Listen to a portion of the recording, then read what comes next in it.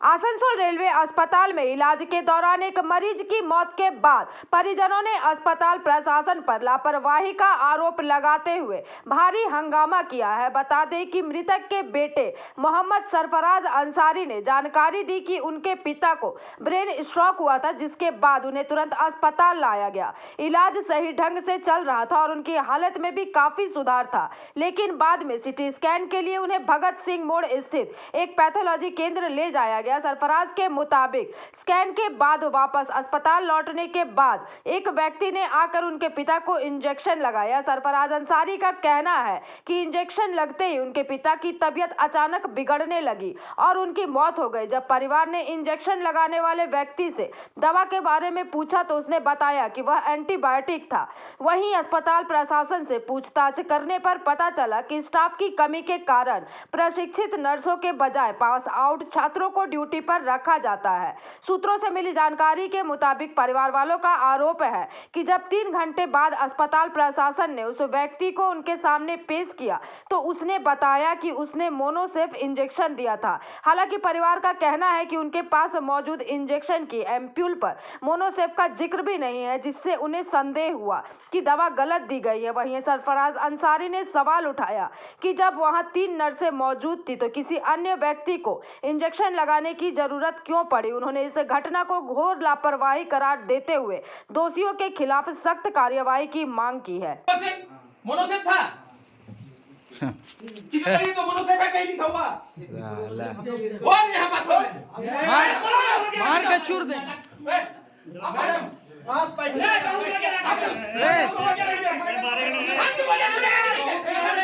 तो वो मुंह से गाज फेंक रहा था तो बगल वाला उनका पेशेंट का कोई रिलेशन बोल रहा कि देखो उसका गाज फेंक रहा, रोक दो, फिर भी वो पुश कर दिया। ये तो जानलेवा।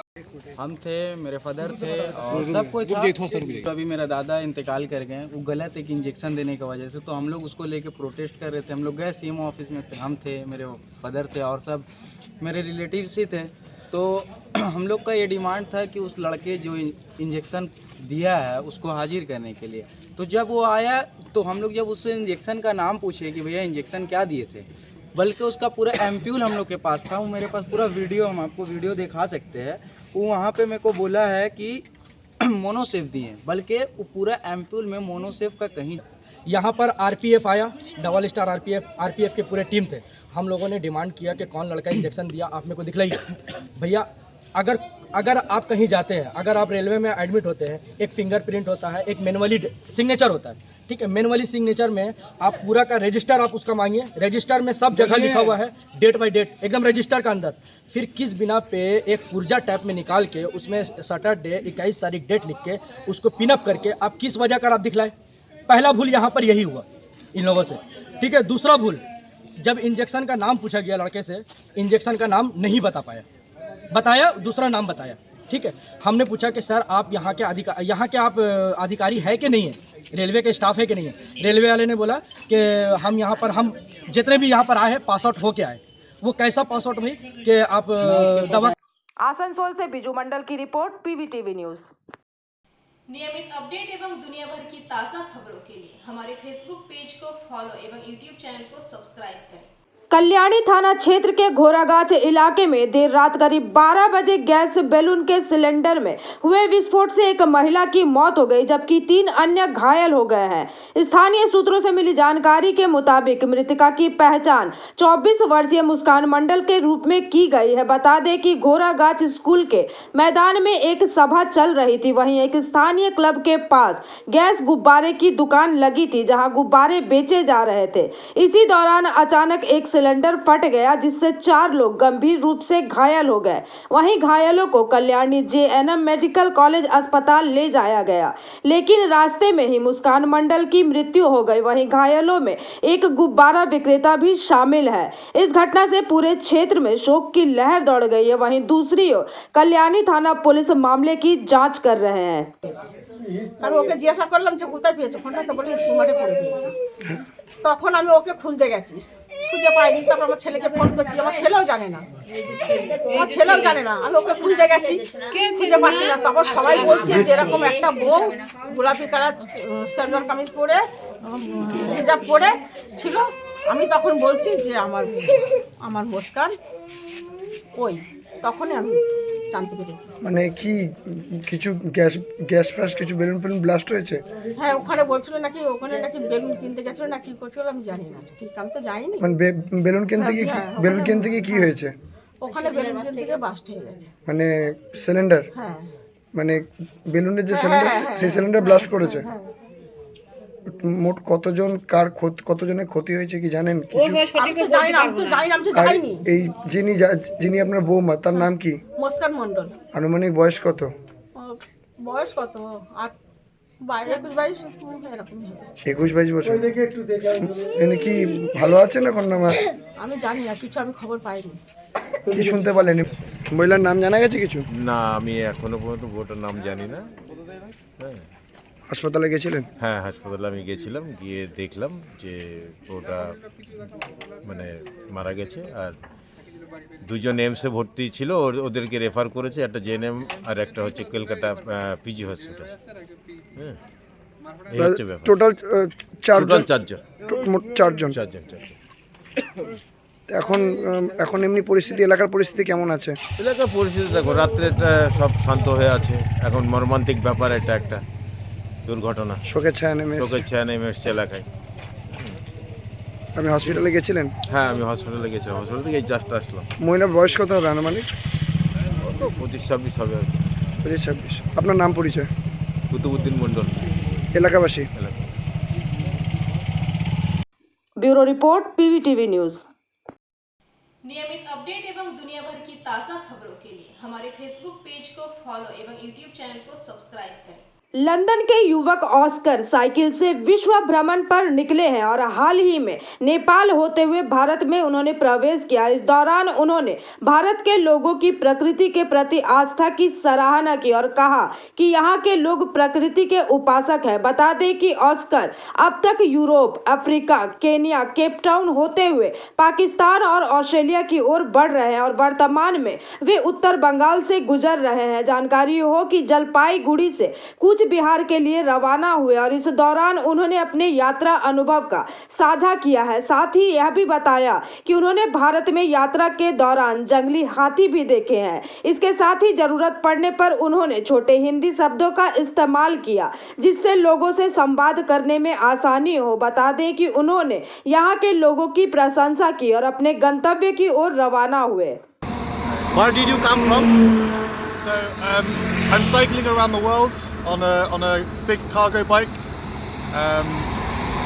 I'm going to be the first person who has cycled around the world on a big cargo bike, and I cycled Europe, Africa from Kenya to Cape Town, and this part is Pakistan to Australia.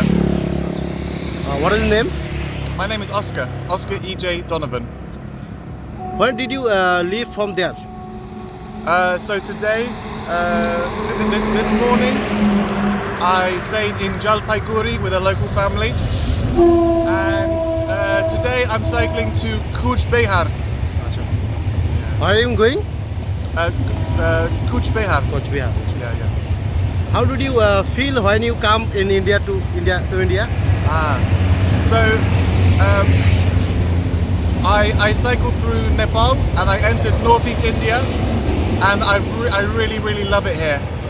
Before Nepal, I was in Delhi and other cities in India, and honestly I found that very difficult to travel. But in the northeast, it's completely different. Very peaceful. People are very kind here, and I love it here. Sir, how did you feel about the environment there, India? About Environment India? element? India? How did you feel about the environment India? Environment. Huh? Oh yeah. It's beautiful. I've seen many mountains in the Himalayas, and in the northeast, I love how green it is. There's lots of banana trees and beautiful nature. And yesterday I saw an elephant, a wild elephant for the first time in Asia. Did you come all the way by bicycle? Yes, yeah. The only part I couldn't cycle was I had to fly over Afghanistan. Yeah. How many days did it take you have to go bring the bicycle? So I've been cycling since last October in Pakistan, but I haven't cycled everything in one go because I run out of money and then I go home to London, I work, and then I come back to cycle more. When you come to India, you don't have any problem to take everyone. Not everyone understand your language. If I'm in a shop, I use simple language and I speak a tiny bit of Hindi. I say ik peace, dhanabad. I don't have any problems. What's special about your bicycle? So this bicycle is used by bike carriers in London, and that was my last job. So it's designed to carry lots of weight, and it's very long and heavier. Thank you, sir. Nice to meet you. Very nice to meet you. Thank you, sir. Bureau report PVTV news. नियमित update एवं दुनिया भर की ताज़ा खबरों के लिए हमारे फेसबुक पेज को फॉलो एवं यूट्यूब चैनल को सब्सक्राइब करें। आसनसोल रेल मंडल के DRM कार्यालय में कार्यरत अस्थायी वाहन चालकों ने आज TMC के श्रमिक संगठन INTTUC का दामन थाम लिया है। आपको बता दें कि इस मौके पर श्रमिक नेता राजू अहलूवालिया ने उन्हें संगठन का झंडा थमाकर उनका स्वागत किया। वहीं पत्रकारों से बातचीत के दौरान राजू अहलूवालिया ने बताया कि DRM कार्यालय में लगभग 60 वाहन चालक ठेकेदारों के अधीन गाड़ियां चलाते हैं, लेकिन उन्हें न्यूनतम वेतन नहीं मिलता और ठेकेदार का पैसा काट लेते हैं। साथ ही उन्होंने आरोप लगाया कि कई बार ठेकेदार वाहन चालकों के साथ मारपीट भी करते हैं, जो कि पूरी तरह से अनुचित है। जानकारी देते हुए उन्होंने बताया कि 25 तारीख को एक बैठक होगी जिसमें वाहन चालकों की समस्याओं को DRM के समक्ष रखा जाएगा और उनके हितों की रक्षा की मांग की जाएगी। आसनसोल DRM ऑफिस में करीब 15 साल 16-17 सालों से ये जो ड्राइवर लोग हैं वहाँ पर गाड़ियाँ चला रहे हैं कॉन्ट्रैक्टर के अधीन। इनको मिनिमम वेतन नहीं मिलता है, किसी को 7,000, किसी को 10,000, किसी को 11,000। उसके बाद जब तक पेमेंट काट लिया जाता है, जब तक श्रमिकों को छटाई कर दिया जाता है, उनको कोई ESI की सुविधा नहीं है, कोई PF नहीं है, कोई कुछ नहीं है। इस तरह से धांधली जो रेल के अधीन में जो ठेकेदार कर रहे हैं और रेल प्रशासन चुपचाप है, ये बहुत सोचने की बात है कि किस तरह से रेल प्रशासन जो है वो कॉन्ट्रैक्टर के माध्यम से गरीब मजदूरों का किस तरह शोषण कर रहा है, ये आपको देखने के लिए मिल रहा है। कभी रेलवे अस्पताल में देखिए इस तरह का हो रहा है, कभी सफाई कर्मी स्टेशन में जो है विरोध कर रहे हैं कॉन्ट्रैक्टर का। तो रेल प्रशासन जो है इस तरह से मुख दर्शन बन के जो रेल के ठेकेदार हैं उनके द्वारा इनको जो शोषण कर रहा है, इसको हम लोग कतई बर्दाश्त नहीं करेंगे। ड्राइवर यहाँ पर करीब 50-60 ड्राइवर हम लोग के पास आज आए हैं। हम लोग ऐसे जो हमारे जो जिला सभापति है माननीय अभिजीत गढ़ से बात हुई है, हम लोग 25 तारीख को इस विषय में फिर बैठक करेंगे। तो जितने भी ड्राइवर हैं 50-60 जितने भी ड्राइवर हैं जो प्राइवेट गाड़ियाँ चलाते हैं, सारे संगठन में आज हमारे जुड़े हैं, वो INTTUC के सदस्यता वो ग्रहण कर रहे हैं। हम लोग जो ठेकेदार हैं जो ड्राइवरों पर शोषण करते हैं, उनको मारपीट कर देते हैं, उनका पैसा नहीं देते हैं, उनको ESI नहीं दे रहे, उनको PF नहीं दे रहे हैं, हम लोग उनको चेतावनी देना चाह रहे हैं। अगर आज के बाद किसी भी श्रमिक पर कोई भी छटाई अगर होता है, अगर उनको किसी प्रकार का उनका पैसा अगर कटता है, अगर उन पर किस तरह का कोई जुल्म होता है, तो हम लोग किंतु बख्शेंगे नहीं उन पर, उनका हम लोग मुँह तोड़ जवाब देंगे। उनको हम सावधान कर देना चाहते हैं। मजदूर पर अगर जुल्म होगा, इसके लिए INTTUC 72 आंदोलन में उतरेगा, क्योंकि सारे सदस्य जो हैं INTTUC के साथ आज से जुड़ चुके हैं और हम लोग जो है बहुत जल्द हम लोग DRM से इस विषय में बात करेंगे। और जो ठेकेदार हैं उनको हम लोग चेतावनी देना चाहते हैं, कोई भी श्रमिक पर अगर अपने हाथ उठाया और उसका अगर वेतन रोका या अगर उसको उनकी जो मिनिमम वेतन है अगर आप उनको नहीं देंगे, तो हम लोग किसी भी समय में टोटल गाड़ियों का चक्का जाम करेंगे। आसनसोल से बीजू मंडल की रिपोर्ट PVTV न्यूज।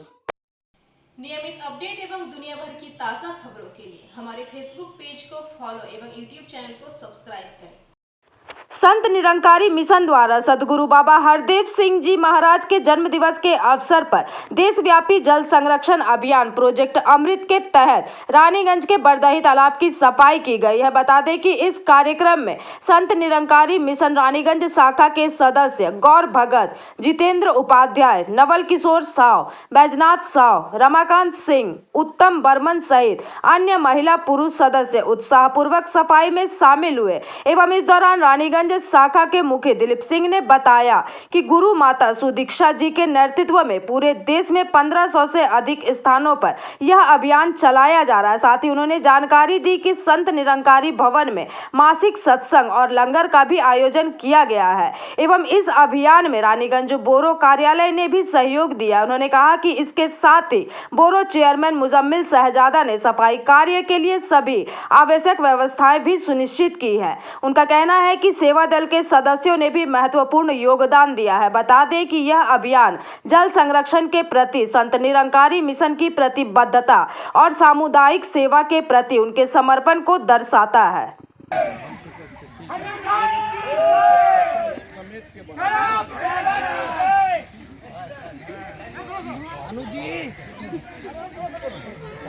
इधर इधर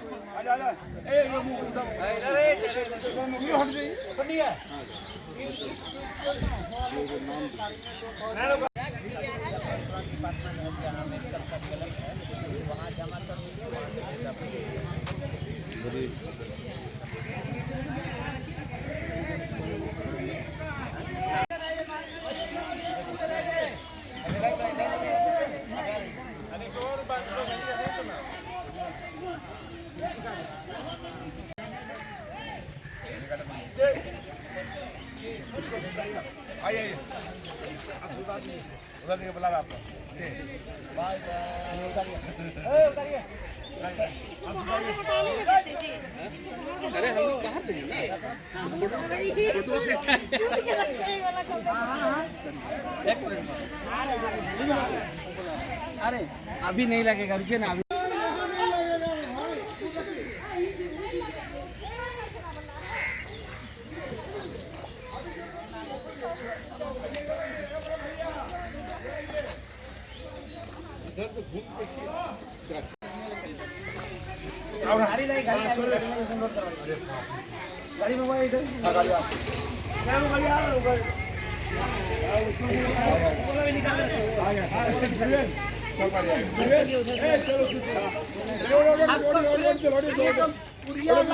आइए सामने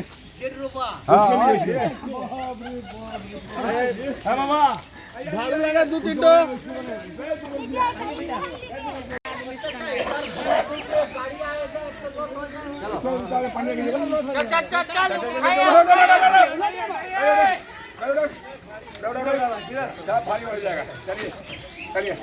घुमा दीजिए गाड़ी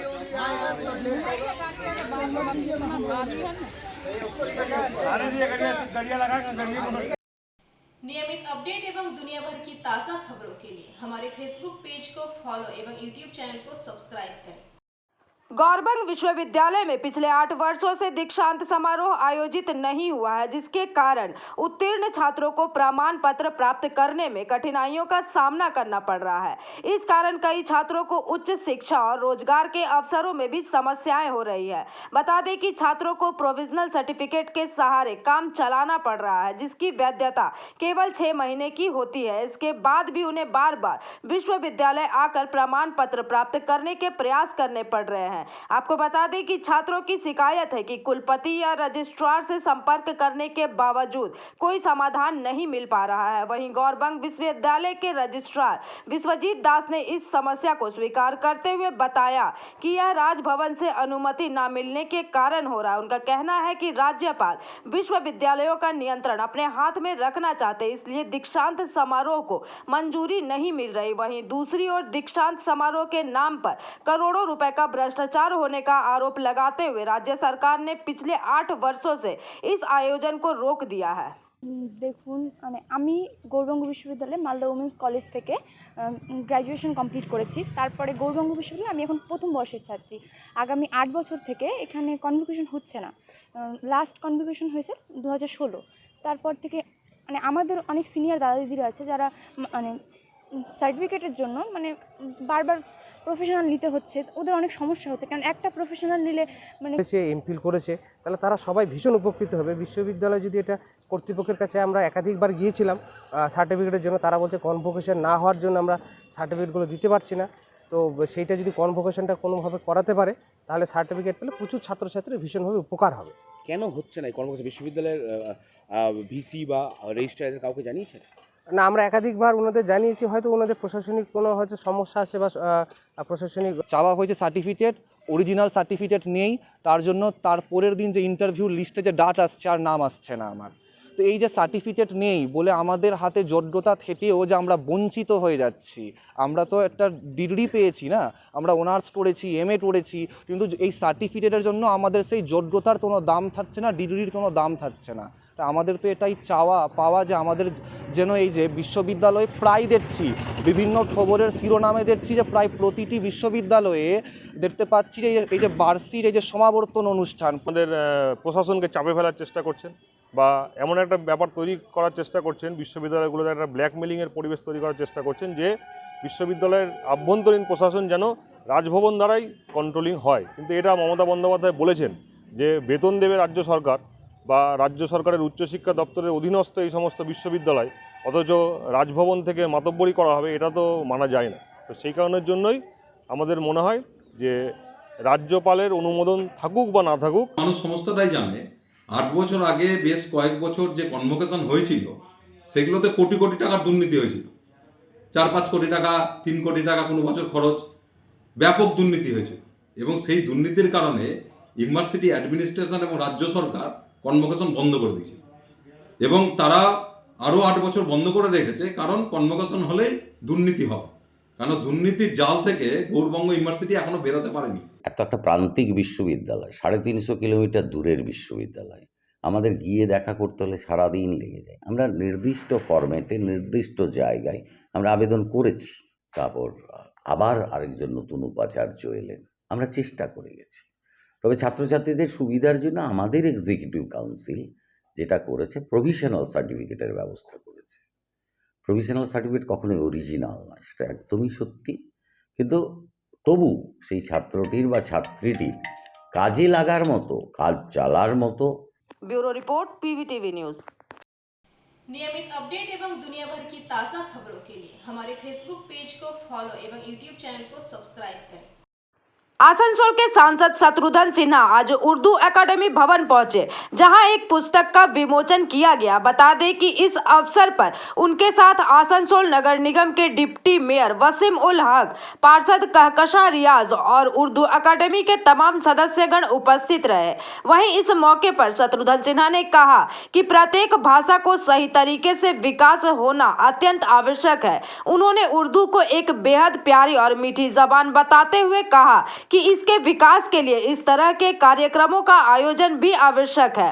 वहीं इस दौरान उन्होंने हिंदी फिल्म उद्योग के पुराने दौर को याद करते हुए अपने वक्तव्यों को रखा। जानकारी देते हुए बता दें कि इस कार्यक्रम के दौरान उर्दू भाषा और साहित्य के महत्व पर चर्चा की गई, साथ ही यह संदेश भी दिया गया कि भाषा का विकास और संरक्षण समाज की सांस्कृतिक विरासत को संजोने का महत्वपूर्ण माध्यम है। इफ्तार में तो आते ही हैं, रोज़े में तो आते ही हैं, ईद में आते ही हैं, तो भी थोड़ा रुक के आइए, कुछ और प्रोग्राम मिला के या इन्हें कहिए खुशबू को कि थोड़ा प्रोग्राम आगे बढ़ाएं, ताकि 3-4 प्रोग्राम बनाकर आप आए यहाँ पर। मैंने अतुल्ला भाई से भी कहा और दोस्तों से भी कहा कि नहीं, चूँकि खुशबू ख़ास है और मेहमाने खुशबूसी हमारे लिए खुशबू हैं और इनका ख़ास प्रोग्राम है और मैं इनके लिए खास कराऊंगा, और मैं जुबान दे चुका था और मैं इस प्रोग्राम में आया शरीफ होने, खास कर वहाँ से मुंबई से दिल्ली और दिल्ली से आसनसोल। अभी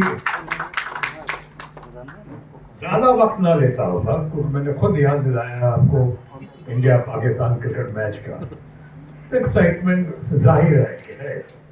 मैं ये आपको इम्तियाज़ भाई ने 3-4 बार या 3-4 दर्जन बार मुझे बुलाया, बिठाया, फिर बुलाया, फिर बिठाया, यानी इस तरह करते गए कि मैं खड़ा होता गया, बैठता गया, खड़ा होता गया, बैठता गया, आ जाऊं, नहीं आऊं, 2 मिनट रुक जाइए, 2 मिनट, इतने शेर व शायरी, इतनी बढ़िया बढ़िया बातें की इन्होंने। तो मुझ पे उसे प्रोग्राम को थोड़ा लाइट करने के लिए एक घटना, एक कहानी याद आ गई। एक पाठान, वो सोचते हैं औरतों का मुकाम सिर्फ बावर्ची खाना तक है, लेकिन ऐसा नहीं। अगर हिंदुस्तान की तिरंगा झंडा को हम देखें तो वो तिरंगा झंडा भी किसी खवातीन ने 3 रंगों से उसको बनाया। ये और नकीब इम्तियाज अहमद साहब फरमा रहे थे कि बेटों से ही नाम नहीं बल्कि मेरे नबी का खानदान चला है बेटियों से। तो बेटी जो होती, औरतें जो हैं, बेटी, बीवी, माँ कई रूपों में बदलती है। और कुरान हदीस में भी ये है कि बच्चे का जो दरसगाह होता है, तालीमगाह जो होता है पहला, वो माँ का गोद होता है। और समाज में आसनसोल से बिजू मंडल की रिपोर्ट, पीवीटीवी न्यूज। नियमित अपडेट एवं दुनिया भर की ताज़ा खबरों के लिए हमारे फेसबुक पेज को फॉलो एवं यूट्यूब चैनल को सब्सक्राइब करें। तृणमूल सांसद अरूप चक्रवर्ती एक बार फिर विवादों में घिर गए हैं। आपको बता दें कि उन्होंने पार्टी के प्रति वफादार न रहने वालों को गद्दार करार देते हुए एकांत कारावास में डालने की चेतावनी दी है। और यह बयान उन्होंने कल दोपहर बांकुड़ा के बिकना हाई स्कूल मैदान में हुए महिला तृणमूल की एक बैठक के दौरान दी। सांसद ने पार्टी कार्यकर्ताओं को संबोधित करते हुए कहा कि कई बेईमान गद्दार हैं जो कि चुनाव से पहले तृणमूल की छत्र छाया में रह कर भी विश्वासघात करते हैं। मालूम हो कि उनके इस बयान पर भाजपा ने तीखी प्रतिक्रिया दी है। पूर्व केंद्रीय मंत्री और भाजपा सांसद सुभाष सरकार ने कहा कि तृणमूल के भीतर पैसे के बंटवारे को लेकर अंदरूनी खींचतान इतनी बढ़ गई है कि अब कार्यकर्ताओं के बीच विश्वास की कमी साफ नजर आ रही है। চেষ্টা করে সেদিকে সতর্ক থাকবেন, মেয়েরা পারে সেগুলো কন্ট্রোল করে নিতে। সেই পরিবারকে সংযত করে রাখার দায়িত্ব মহিলাদের। তারা রুখে দাঁড়ালে এই জিনিস করার সাহস পাবে না। তাই মহিলাদের অনেক দায়িত্ব, ছেলেদের চেয়ে মেয়েদের দায়িত্ব অনেক বেশি। মেয়েরা নিষ্ঠার সঙ্গে কাজ করে, মেয়েদের মধ্যে সততা আছে, মেয়েরা কোনো জায়গায় অপচয় করে না, মেয়েরা সংগঠিত করার চেষ্টা করে। আজকের এই সংগঠনের মাধ্যমে যে ধরনের আপনারা সকলকে উৎসাহিত করলেন, রাজ্য নেতৃত্ব দেখা গেল বাঁকুড়া জেলায় মহিলা তৃণমূল কংগ্রেসের একটা শক্তিশালী সংগঠন আছে। মঞ্চে বললেন যারা গুজুর গুজুর ফুসুর ফুসুর করছে তাদের এক ঘরে করার নিদান নিলেন, কি বলতে চাইলেন? ভাই, দলটা করতে গেলে একটা দল করতে হবে। আমি তৃণমূল করবো আর ভোটের সময় টিকিট পাবো না, গুজু গুজু ফুসকুর চলে যাও, থাকা দরকার নেই। বেঈমান কাদের বললেন? যারা বেইমানি করে তাদেরকে। মানে 26-এর ক্ষেত্রে কি এটা এই বেঈমানদের প্রতি বেইমানি করার সাহস পাবো না, এগুলো না বললে অসুবিধা আছে। তারা কি ওই জন্য সাবধান করে দিচ্ছি। তারা কি এখনো দলের মধ্যেই আছে? থাকতে পারে, বলা যায় কি, কিন্তু তাদের বিরুদ্ধে ব্যবস্থা নিচ্ছেন না কেন? আমাদের সন্ধান চলছে, ওই জন্য অ্যালার্ট করে দিলাম সমস্ত কর্মীদেরকে, ভোটারদেরকে, যারা বিশ্বাসঘাতক, যারা দলের খাবে, দলের পড়বে, দলের বিরোধিতা করবে, তাদের সঙ্গে কোনো সম্পর্ক রাখার দরকার নেই। Thank you. বাঁকুড়ার সাংসদ 26-এর নির্বাচনকে কেন্দ্র করে তাদের দলের সাংগঠনিক বৈঠকে বলছেন যে দলের মধ্যে অনেকে অন্তর্ঘাত করার কথা ভাবছেন, তারপরে আবার তাদেরকেই শাসানি দিচ্ছেন যে তাদেরকে যেন একঘরে করে রাখে। এক অদ্ভুত নিদান। তো অর্থাৎ যে তৃণমূল দলে টাকা পয়সার ভাগাভাগিটা এখন এমন জায়গায় গিয়ে পৌঁছেছে যে নিজেদের মধ্যেই বিশ্বাসযোগ্যতা নেই, দলের প্রতি সমর্পণ মনোভাব, এটা তৃণমূল দলের পরিস্থিতি। আবার অদ্ভুত, একজন সাংসদ সে কেমন করে একজন নিদান দিচ্ছেন যে মানুষকে একঘরে করে রাখতে হবে। এই একঘরে করে রাখার পদ্ধতি এটা সিপিএম করত, আর তাই আমরা বারবার বলি যে পশ্চিমবঙ্গের মুখ্যমন্ত্রী सीपीएम-এর একজন মেধাবী ছাত্রী। बांकुड़ा से अनूप रॉय की रिपोर्ट, पीवीटीवी न्यूज। नियमित अपडेट एवं दुनिया भर की ताज़ा खबरों के लिए हमारे फेसबुक पेज को फॉलो एवं यूट्यूब चैनल को सब्सक्राइब करें। पुरुलिया के रघुनाथपुर से झारखंड के गोड्डा जा रही राख से लदी डंपरों के खिलाफ स्थानीय लोगों ने रविवार सुबह रूपनारायणपुर बिहार रोड पर प्रदर्शन किया और सड़क जाम कर दिया। लोगों का आरोप है कि इन डंपरों से उड़ने वाली राख सड़कों पर फैल रही है, जिससे स्थानीय लोग और राहगीर प्रदूषण की मार झेल रहे हैं। साथ ही यह राख हवा में भी फैल रही है, जो कि स्वास्थ्य के लिए काफी हानिकारक है और आम लोगों को बीमार कर रही है। वहीं प्रदर्शनकारियों ने बताया कि प्रतिदिन इस सड़क से 100 से 150 डंपर अवैध रूप से गुजरते हैं, जबकि उक्त सड़क पर राख वाली वाहनों की अनुमति नहीं है। बता दें कि स्थानीय दुकानदारों और निवासियों ने एकजुट होकर इन डंपरों को रोक दिया और विरोध प्रदर्शन किया। वहीं सूचना मिलते ही रूपनारायण फाड़ी पुलिस मौके पर पहुंची, प्रदर्शनकारियों को हटाया और वाहनों को फाड़ी ले गई। অবরোধ করেছেন আপনারা? আমরা ওই বড় হাইওয়ে ডাম্পারে রঘুনাথপুর থেকে গোড্ডা ডাস চলছে, ছাই টাইপের কোনো জিনিস, ওইটা এদিক থেকে যাওয়ার কথা না, এটা যাওয়ার কথা হুগলি হয়ে রোনাকোড়া ঘাট হয়ে গোড্ডা যাওয়ার কথা, কিন্তু বারবার ওরা এদিক দিয়েই আসছে। আর ডাস ফেলে ফেলে যাচ্ছে, আমরা থাকতে পারছি না, বাড়িতে 1 ইঞ্চি 1.5 ইঞ্চি করে ডাস জমে যাচ্ছে। আচ্ছা, তো এখন আপনারা কি চাইছেন? এখন চাইছি যে এই গাড়িগুলো এদিক থেকে না চলে, এই জন্য আমরা অবরোধ করেছিলাম।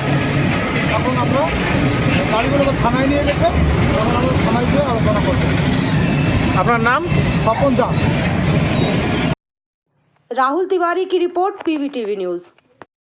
नियमित अपडेट एवं दुनिया भर की ताज़ा खबरों के लिए हमारे फेसबुक पेज को फॉलो एवं यूट्यूब चैनल को सब्सक्राइब करें। CPIM Damodar Ajay area committee की ओर से 12 सूत्री मांगों को लेकर अंडाल थाना पर प्रदर्शन किया गया। प्राप्त जानकारी के अनुसार प्रदर्शनकारियों ने अपनी मांगों को लेकर थाना प्रभारी को ज्ञापन सौंपा है। वहीं आंदोलन का नेतृत्व CPIM जिला कमेटी के सदस्य देवोमिता सरकार, सुभाष खां, दिलीप घोष, अंजन बख्शी, प्रदीप मंडल और मानवेंद्र चटर्जी ने किया। बता दें कि प्रदर्शन से पहले काजोड़ा मोड़ से एक रैली निकाली गई, जो कि अंडाल थाना पहुंचकर सभा में तब्दील हो गई। वहीं सभा को संबोधित करते हुए देवोमिता सरकार ने कहा कि अंडाल थाना क्षेत्र में अवैध कारोबार तेजी से फैल रहा है, जिसमें पुलिस और कुछ तृणमूल कांग्रेस के नेताओं की संलिप्तता है। उन्होंने आरोप लगाया है कि अंडाल इलाके में कोयला, बालू, सट्टा और जमीन की लूट बेधड़क जारी है। इसके अलावा क्षेत्र की ट्रैफिक व्यवस्था भी बेहद खराब है और इन्हीं सब मांगों को लेकर ज्ञापन सौंपा गया। জানতে পেরেছেন যে এই এলাকাতে অবৈধভাবে বালি, লোহা, কয়লা মানে লুট হচ্ছে, তার সঙ্গে জমি লুট হচ্ছে এবং নতুন করে শুরু হয়েছে ড্রাগের ব্যবসা। কিন্তু পুলিশ প্রশাসনের যে ভূমিকা থাকা দরকার, সেই ভূমিকা হচ্ছে যে আমরা দেখতে পাচ্ছি না। এবং এই এলাকাতে তোলাবাজি, ঘুষখোরি শাসক দলের পক্ষ থেকে শুরু হয়েছে। এই কয়েকদিন আগেই হচ্ছে দেখেছেন যে একজন নেত্রী হচ্ছে যে মানে ICDS-এর চাকরি দেওয়ার নাম করে টাকা নিয়েছেন। কিন্তু কেউ যদি ফ্রড করে, কেউ যদি চিট করে কাউকে, তাহলে তো তা পুলিশের দায়িত্ব সেই ব্যাপারে হচ্ছে যে তদন্ত করে তাকে হচ্ছে যে মানে অ্যারেস্ট করা। এখনও পর্যন্ত পুলিশের সেই কোনো ভূমিকা নেই। আমরা দেখছি যে এলাকার আইন শৃঙ্খলা প্রতিদিন বিঘ্নিত হচ্ছে, চুরি, ডাকাতি, লুট, রাহাজানি শুরু হয়েছে এবং ড্রাগের ব্যবসা চলছে। এর বিরুদ্ধে হচ্ছে যে আজকের আমাদের কর্মসূচি, আজকে আমাদের কি আশ্বাস দিলেন বড়বাবু? বড়বাবু তো হচ্ছে যে সবই বলছেন এটা আমার নয়, এটা ওনার নয়। হ্যাঁ, ল অ্যান্ড অর্ডার ভায়োলেট হলে আমরা দেখবো। আবার বলছে যে আমার কাছে কমপ্লেন না এলে আমি কী করবো।